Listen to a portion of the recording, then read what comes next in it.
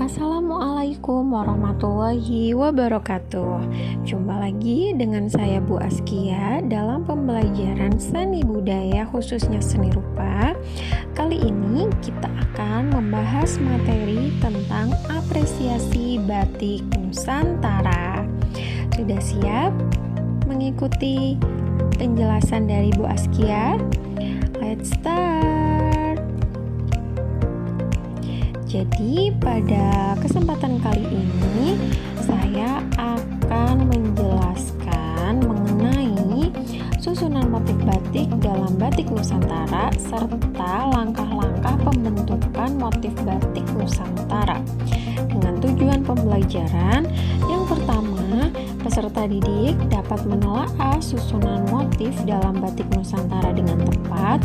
2. Peserta didik dapat mengkonstruksi langkah-langkah pembentukan motif batik Nusantara dengan tepat. Nah, pertama-tama Ibu akan jelaskan terlebih dahulu susunan batik Nusantara. Susunan batik Nusantara terdiri dari susunan motif yang membentuk ragam hias. Secara umum, ragam hias merupakan karya seni rupa yang bertujuan memperindah suatu benda dengan cara menyisipkan gambar hiasan. Ragam hias juga bisa didefinisikan sebagai bentuk dasar hiasan yang akan menjadi pola yang diulang-ulang dalam suatu kerajinan atau karya seni. Pola ragam hias sendiri merupakan hasil susunan dari aturan tertentu dalam bentuk dan komposisi tertentu. Bentuk ragam hias umumnya memiliki pola atau susunan yang diulang-ulang.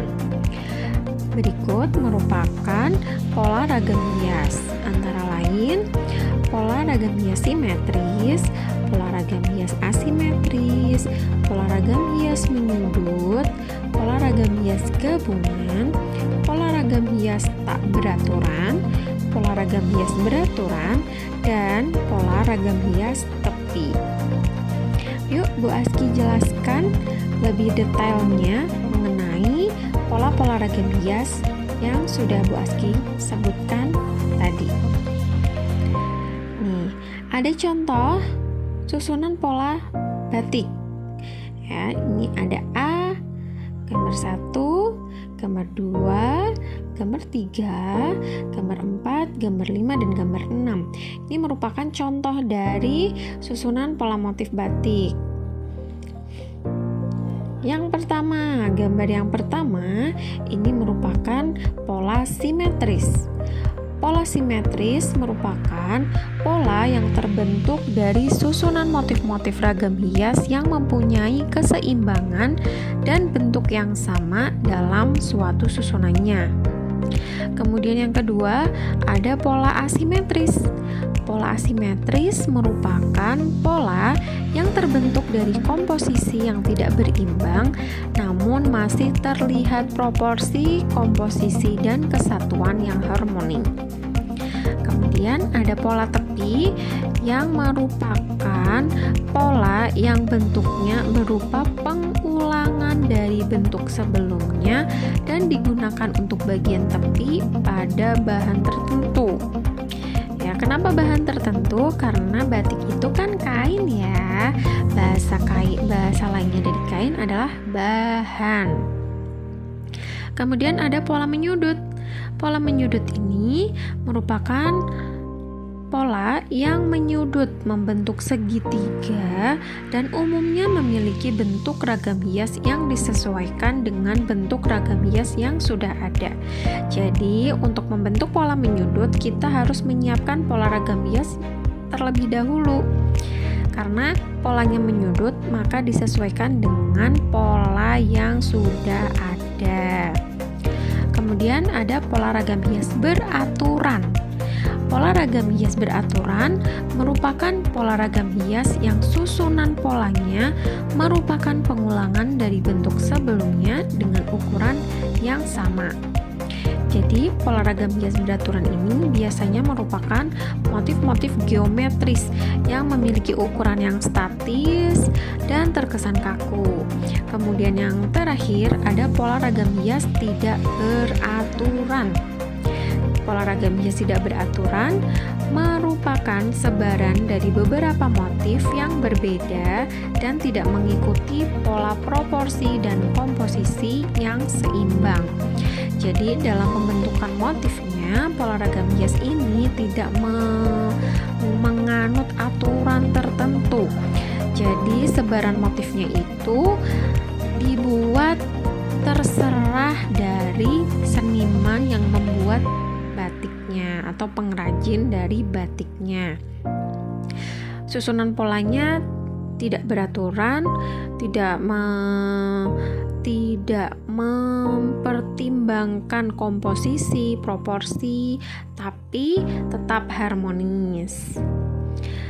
Kemudian ada Bu Aski akan menjelaskan langkah-langkah dalam pembentukan motif batik. Di dalam langkah-langkah pembentukan motif batik, yang pertama kita harus menentukan objek, ya. Jadi kita menentukan objek, misal seperti yang ada di sini ya. Contohnya adalah ini motif kuku macan. Nah, kuku macan. Jadi kita harus membedah kuku macannya tuh yang mana, apakah dari ini, apakah bagian ini, apa bagian ini. Jadi kuku macan kita lihat dulu nih objeknya ya. Yang pertama menentukan objek. Ini ada kuku macan. Kuku macan yang bentuknya seperti ini, kalau dilakukan perulangan atau pembentukan motif sepertinya kurang pas. Jadi dilakukanlah stilasi atau penyederhanaan bentuk. Dari objek yang seperti ini digubah ya, jadi seperti ini. Kemudian setelah distilasi kita bentuk motif pokok. Jadi motif pokoknya dibuat seperti bunga. Jadi kelihatannya seperti bunga, padahal judulnya adalah motif kuku macan.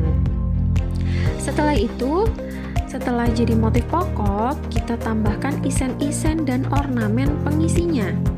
Isen-isen, ornamen pengisi, kemudian diberi warna. Lalu yang terakhir adalah melakukan perulangan sehingga kain yang tadinya kosong, putih bersih itu jadi ada motifnya. Yang mana motif-motif tersebut merupakan motif-motif yang bisa menjadi ciri khas dari daerah tertentu. Bagaimana? Apakah bisa membantu penjelasan dari Bu Askia?